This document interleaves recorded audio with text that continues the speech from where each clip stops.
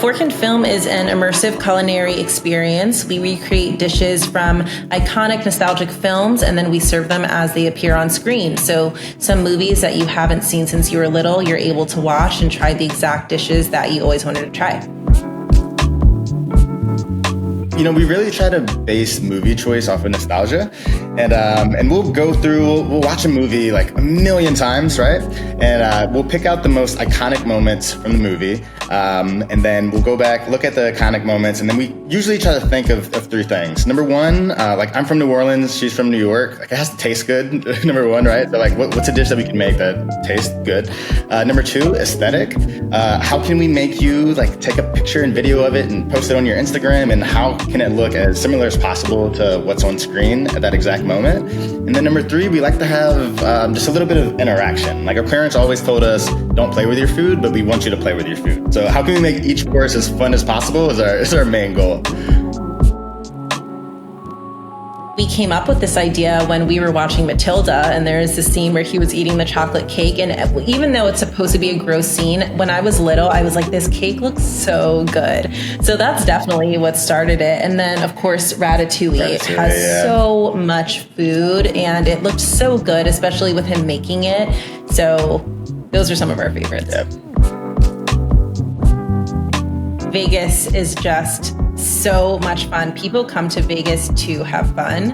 And so different from New York and LA, I think that people are, I really want to play some Vegas movies there. I really would love to play The Hangover and some 21. casino movies, and just make it super interactive. And like with the different locations that we do, the goal is to match the movie to the location. So eventually, once we go to New Orleans, we'd love to do Princess and the Frog, and with Vegas, again, casino movies. So I think we can really, really up the fact that people are there for Vegas, for the Vegas experience, and then be able to try the exact foods from their favorite casino.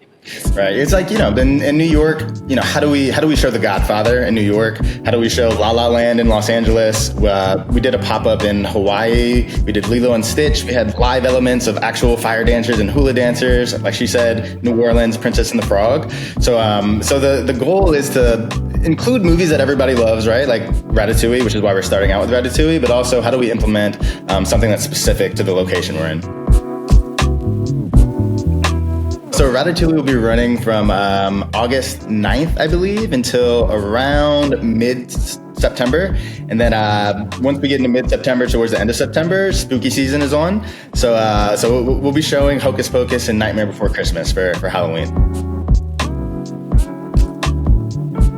We cannot watch a movie without thinking, oh my gosh, this would be amazing for Fork and Film, and without like looking for the different food moments in the movie. Our audience, they love the animated films, they love the nostalgia of it, but we're really trying to work our way, like I said, into the live action films or comedies. We did White Chicks, Mean Girls, things like that. Bridesmaids. Yeah. Right.